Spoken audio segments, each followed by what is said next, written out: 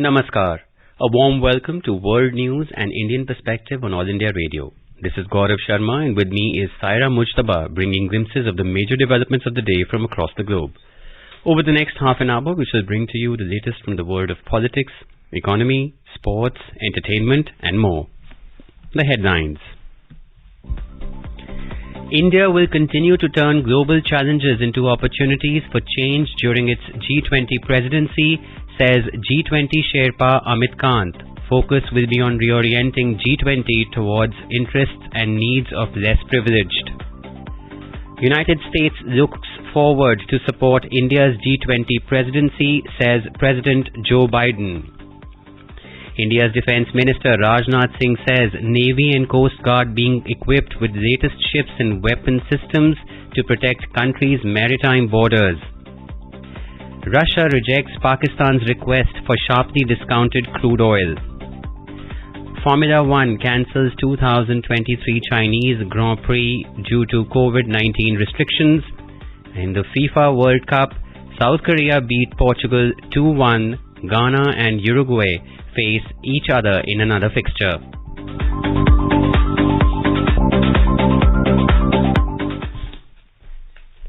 We begin World News with our new segment G20 in India. India's G20 Sherpa Amit Kant has said that India in its new role as the G20 chair will continue to turn global challenges into opportunities for change. The focus will be on reorienting the high-level coalition towards the interests and needs of the less privileged.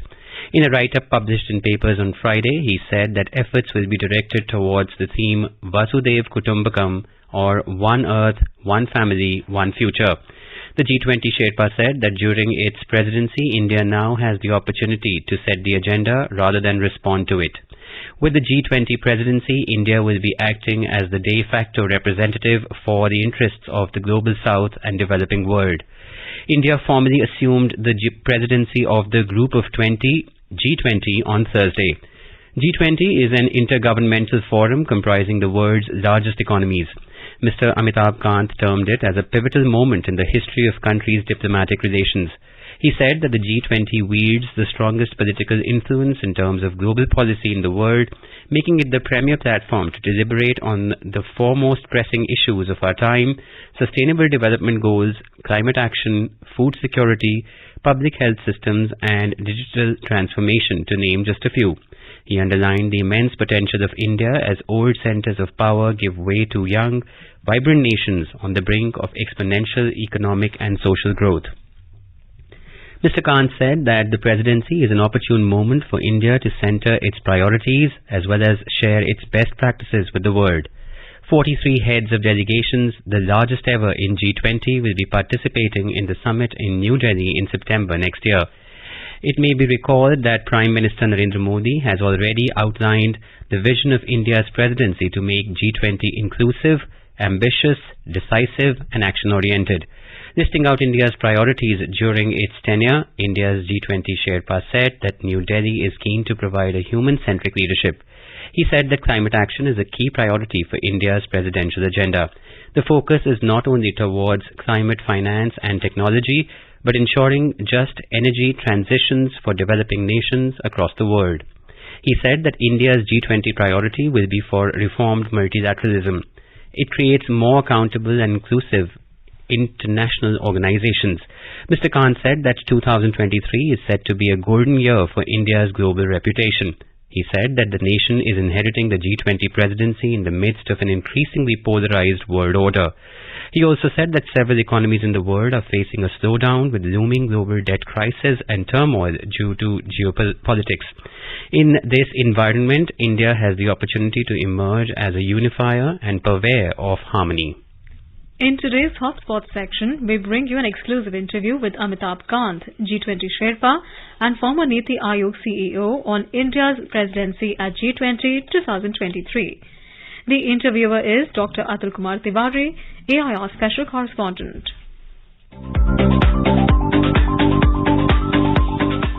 India has assumed the presidency of the Intergovernmental Forum G20. Indonesia, the former G20 president nation, transferred the website g20.org to New Delhi. That reads now Vasudhaiva Kutumbakam, or the One Earth, One Family, One Future, the theme of G20 this year. Several events have been planned across the country to mark India's G20 presidency. These include University Connect, illumination of 100 monuments across the country, including UNESCO World Heritage Sites, with the G20 logo to mark the occasion for 7 days from 1st to 7 December. Hailing the formal transfer of presidency, Prime Minister Narendra Modi penned an article in which he said India's G20 presidency will work to promote the universal sense of oneness, highlighting the significant results delivered by the earlier 17 presidencies of G20. Prime Minister Modi said India can catalyze a fundamental mindset shift to benefit humanity as a whole. Earlier this month, the Prime Minister unveiled the logo, theme and website of India's G20 presidency via video conferencing. The lotus in the logo symbolizes India's ancient heritage, faith and thought. He emphasized that this G20 logo and theme represent many key messages from India. It shows the message of Buddha for freedom from war, Mahatma Gandhi's solutions in the face of violence, and through G20, India is giving these messages a new height. Prime Minister Narendra Modi was handed over the presidency of G20 by Indonesian President Joko Widodo after the 17th meeting of G20 leaders in Bali this November. In order to discuss the significance of India's presidency of G20, we have with us the G20 Sherpa Amitabh Kant. Welcome to the show, sir. Thank you. Sir, as India has assumed the presidency of G20, what is the significance and the underlining message for the global community, sir? This is a very important role as the presidency of G20 because G20 countries account for almost 85% of the global GDP. They account for about 75% of the trade. They account for almost 90% of the global patents, and they account for almost 65% of the global population. So G20 countries are very, very significant. They are very important. They drive the global economy. And what is decided in G20 really shapes the future of the world. This is a very, very important presidency year because there are global conflicts right now. There is a huge amount of restructuring of the global supply chains. There is global debt, which is at an all-time high. And therefore, the challenges before the G20 are to accelerate the pace of inclusive and sustainable growth. There is a challenge of ensuring that there is climate action and that there is an adequate amount of flow of climate financing to emerging markets and developing countries. There's also the challenge of using technology to leapfrog, and how do we accelerate the pace of this technology acceleration across all countries. And also, due to COVID, a vast number of people across the world were left behind in education, health, nutrition, and therefore accelerating the pace of sustainable development goals will also be a key challenge. Sir, you have emphasized in the past the need for all G20 member nations to selectively address health, food and energy security challenges in an urgent, cooperative and equitable manner. And it will be a challenging task to obtain cooperation from all. How do you plan to undertake this challenge? So this is a key challenge both on issues of digital health, on issues of ensuring that the world works together as far as health outcomes are concerned. There's also the challenge of education outcomes which have got impacted. There's also the challenge of nutrition. And there's also a challenge of cooperating across the world because you also have to ensure that the whole world is vaccinated, that the world does not face another pandemic in the future. There is also the challenge of ensuring that preventive care is taken. And all these are challenges which will be discussed, and the pace of acceleration will be strengthened so that there is adequate taking care of the population of the world. That is G20's challenge. The challenge is not merely on the health side, but accelerating the pace of the implementation of the 17 Sustainable Development Goals. Because if the world has to go forward, if the world has to grow and expand, it has to be inclusive and equitable growth. India has been saying that it has to be sustainable, but it has to be inclusive, it has to be equitable. And this growth needs to be accelerated by all countries of the world. Now, this would require a vast amount of financing along with climate financing. And therefore, climate financing and financing for SDG holds really the key to growth of the future. Sir, you spoke about climate financing and financing for the goals related to SDG. Yet another important factor has been in terms of the financial regulations. How India will be eyeing to address the methods to boost its digital economy and improve the cross-border financial or transitional transparency, and that too when we are looking at a $5 trillion economy in the years to come. So India provides a huge learning lesson because it has ensured that it builds up digital public goods. It has ensured that there is digital identification of all its population. 1.4 billion people have digital identity. It has ensured consent-based digitization, and therefore everybody gives consent. And thirdly, it has ensured fast payments. What India has demonstrated is that through open source, open architecture, it has been able to build up strong APIs. And this has led to very, very strong movement forward as far as both identification, as far as digital payments through UPI, as far as several other apps like DigiLocker, CoWIN, many other are concerned. And therefore, what India has demonstrated to the world is that you can use digitization to leapfrog. And therefore, India provides a unique opportunity through digital public goods, where the public good is the track which is owned by the government, on top of which the private sector innovates. So India is the only country in the world where PhonePe competes with Google Pay, where WhatsApp competes with Paytm. And therefore, our belief is that the trunk infrastructure must be created by the government, and on top of which we should allow private sector to innovate. What India has achieved in the last 6 to 7 years would have normally taken India about 60 to 70 years. But India has really accelerated the pace of digital transformation. This is a lesson for many other countries of the world.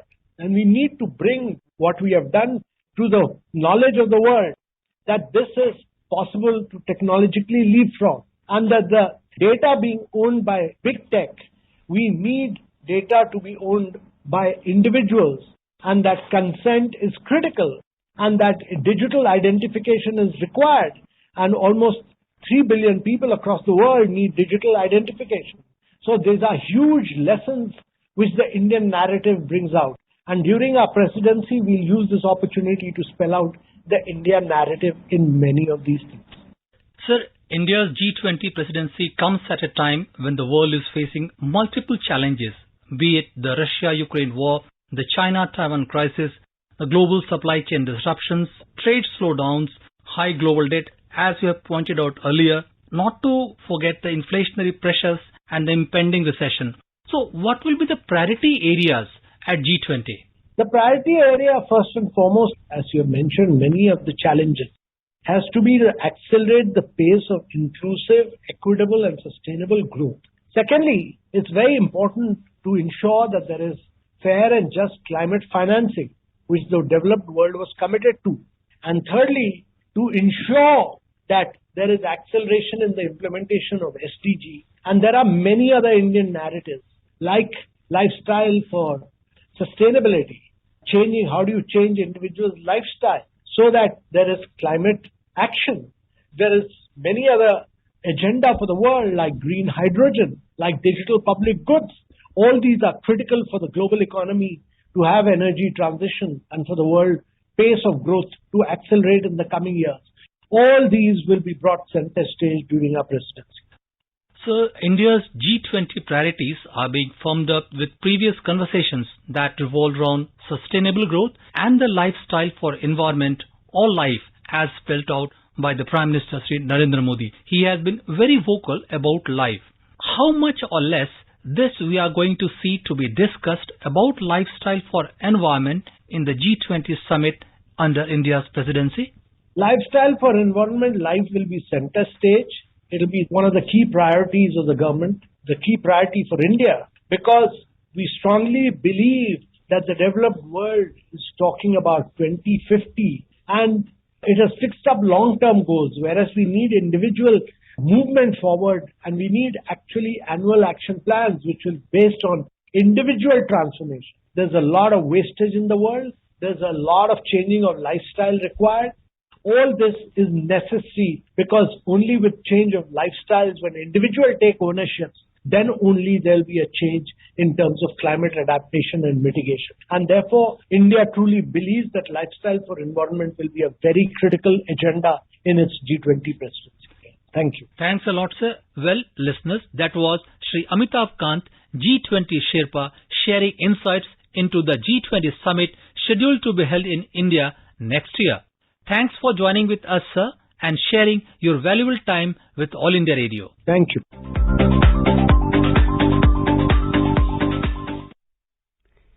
As India began its year-long presidency of the Group of 20, G20, several diplomats and academicians said that it will give the country a chance to make the G20 a catalyst for global change. Ethiopian ambassador to India, Tizita Mulugeta, expressed hope that during its G20 presidency, India will highlight concerns of developing nations on the global platform. First of all, I just want to also congratulate India to be the president of G20 in this year, and they are also preparing to hold the meeting. And in that meeting, I hope many issues, especially issues of developing countries in terms of loan and lending of financial issues that will lessen the burden of many developing countries would be one of the main area of discussion, and India would help in promoting this issue of developing countries. Ambassador of the Republic of Azerbaijan, Dr. Ashraf Shekhariev, said that India is a driving force of the world economy, and as the chair of G20, it will do its best to bring back the economy of the world to normal. India, you can rightly say, is a driving force of the world economy, and the world agenda is in many ways shaped by India. So we hope that as the chair of G20, India would do its best to overcome the consequences of the COVID-19 pandemic so that the economy of the world boosts back to normal. Several academicians also lauded the taking over the G20 presidency by India, calling it an opportunity to work for the global good. Professor S.K. Mehta, Vice-Chancellor in the University of Ladakh, said that the G20 presidency is an occasion for the youth of the country to showcase their talents. Climate change, biodiversity, and these are the topics which are so relevant and to Ladakh and to the world also. So they, I think, focus on climate change and relevant areas. This is very relevant to Ladakh. So it is a good opportunity for our youth. They can excel, they can show their capabilities to the world. Shivaji Pratim Basu, Vice-Chancellor of Vidyasagar University in West Bengal, said that India can give a message of peace and cooperation during the year-long chairmanship of the G20. This 1 year will be very important for India and also for the world. India remains a non-aligned country. India can give the world a message of peace and cooperation. The elected president of the G20, our Prime Minister, has also spoken at length on this. This is a time in which we should fight the pandemic, the terrorism and the climate change, the factors that are doing havoc. This should be our focus. Meanwhile, noted Indian sand artist Sudarshan Patnaik created the logo of India's G20 presidency on sand as the country officially took over the chair of the grouping. Mr. Patnaik displayed the logo and its theme at the International Sand Art Festival at Konark in Odisha. US President Joe Biden on Friday said that he is looking forward to supporting his friend Prime Minister Narendra Modi during India's G20 presidency. Describing India as a strong partner of the United States, President Biden in a tweet said that together the two countries will advance sustainable and inclusive growth while tackling shared challenges like climate, energy and food crisis. This is All India Radio giving you the world news. Welcome back. India's Defence Minister Rajnath Singh has said that defence shipyards are playing a vital role in strengthening India's Navy and Coast Guard. Addressing the Consultative Committee meeting on defence shipyards in Mumbai on Friday, Mr. Singh said defence shipyards are ensuring timely delivery of products, that too with top-notch quality. He added that the platforms developed by India's defence shipyards have earned praise by many foreign nations in recent times. The Indian Defence Minister said building modern ships that are fully equipped with advanced weapon systems are the need of the hour to ensure that countries' maritime borders remain safe and secure. Mr. Singh informed that the Defence Ministry has pledged to indigenize production of 3,700 items, and defence shipyards will have a huge role in fulfilling the same. Stating that defence shipyards are also playing a pivotal role in the country's economy, Mr. Singh informed that the value of production in the past 3 years has been 9,000 crore rupees, while profits of almost 1,000 crores have been recorded so far. Their current order book position stands at 82,000 crore rupees. The Indian Naval Fleet is paying a friendship visit to Ho Chi Minh City in Vietnam. Indian naval ships Shivalik and Kamartha are forwarded deployed in the South China Sea are also visiting Vietnam. During the visit, the Indian naval ships would be undertaking numerous professional interactions with the Vietnam People's Navy. Within the framework of the visit, Indian officers and sailors will also participate in a number of friendship activities. The visit aims to enhance cultural exchanges, tighten friendship, and bilateral defense cooperation between the two militaries in general and the two navies in particular on the occasion of the 50th anniversary of diplomatic relations between India and Vietnam. Russia has refused to provide Pakistan 30 to 40% discount on Russian crude oil after the Pakistani delegation asked for a reduction in price during talks in Moscow. Earlier this week, a Pakistani delegation asked for a discount oil during talks in Moscow. Pakistan's official delegation was on a 3-day visit to Moscow starting from the 29th of November. Russia said that it could not offer anything right now as all volumes were committed. The United States and Japan have announced fresh sanctions on North Korea in response to Pyongyang's latest ballistic missile tests. In a statement, the U.S. Department of the Treasury said that the Office of Foreign Assets Control sanctioned 3 North Korean senior officials today who have led organizations linked to the development of weapons of mass destruction. It said that these individuals have provided support to North Korea in the development of weapons of mass destruction and ballistic missiles. On the other hand, Japan imposed sanctions on 3 entities and 1 individual for their ties with the nuclear and missile programs. These measures come in the wake of Pyongyang's intercontinental ballistic missile launch on November the 18th, marking its 8th ICBM launch this year. Meanwhile, Pyongyang said that the missile tests were in response to provocations by the US and its regional allies South Korea and Japan. The World Bank on Friday approved $250 million financing to help Bangladesh strengthen environment management and promote the private sector in participating in green investment. Successful implementation of the Bangladesh Environmental Sustainability and Transformation Project will help the country tackle key pollution issues, benefiting over 21 million people living in Greater Dhaka and beyond. The Sensex and the Nifty today fell more than 0.5%, snapping the winning streak of 8 straight sessions. A report from the business desk. The Sensex declined 416 points or 0.66% to close at 62,869. The Nifty also plunged 116 points or 0.62% to end at 18,696. At the global stock markets, Asian share indices witnessed losses amid steady treasury yields and losses in the US dollar. Investors are looking for more signs of a rates policy shift from the Federal Reserve. South Korea's Kospi plunged 1.8% and Japan's Nikkei 225 declined 1.6%. Singapore's Straits Times fell 1%, while Hong Kong's Hang Seng and China's Shanghai Composite indices slipped 0.3% each. European shares were mixed in intraday trade. Oil prices were broadly stable but were poised to end the week up ahead of a meeting by the Organization of the Petroleum Exporting Countries and its allies OPEC Plus on Sunday. Brent crude was trading at $87 per barrel. V. Ravi Kumar for World News All India Radio.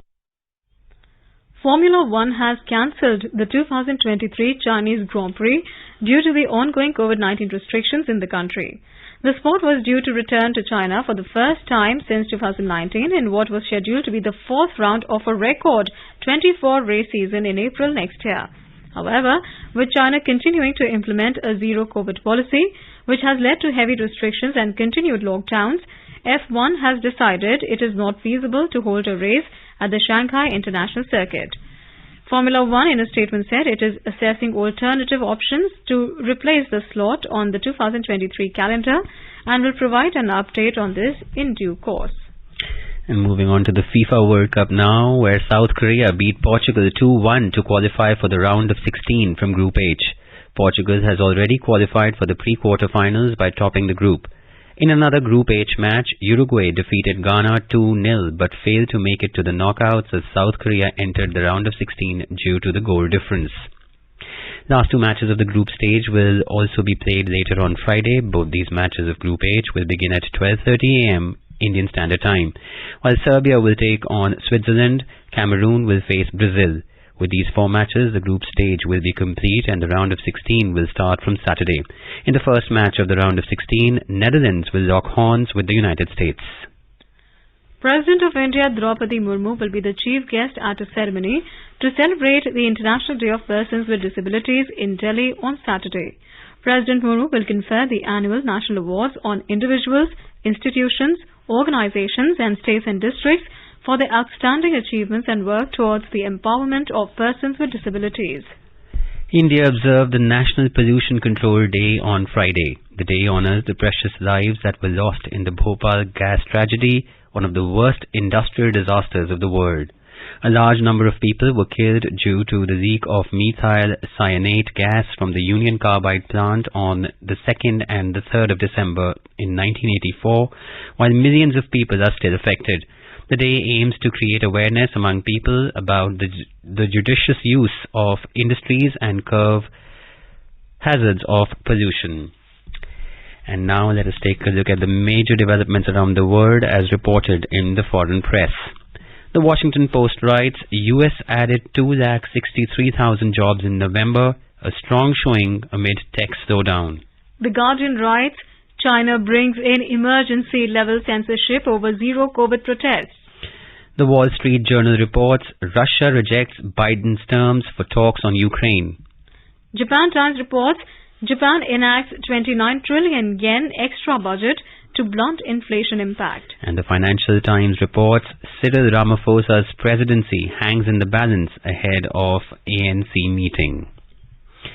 And before we end the bulletin, a quick look at the headlines once again. India will continue to turn global challenges into opportunities for change during its G20 presidency, says G20 Sherpa Amit Kant. Focus will be on reorienting G20 towards interests and needs of less privileged. United States looks forward to support India's G20 presidency, says President Joe Biden. India's Defence Minister Rajnath Singh says Navy and Coast Guard being equipped with latest ships and weapon systems to protect country's maritime borders. Russia rejects Pakistan's request for sharply discounted crude oil. Formula One cancels 2023 Chinese Grand Prix due to COVID-19 restrictions. And in the FIFA World Cup, Portugal and South Korea enter the round of 16. And now before we end, let us listen to Mahatma Gandhi's favorite bhajan, Vaishnav Jan, by artists from United Arab Emirates.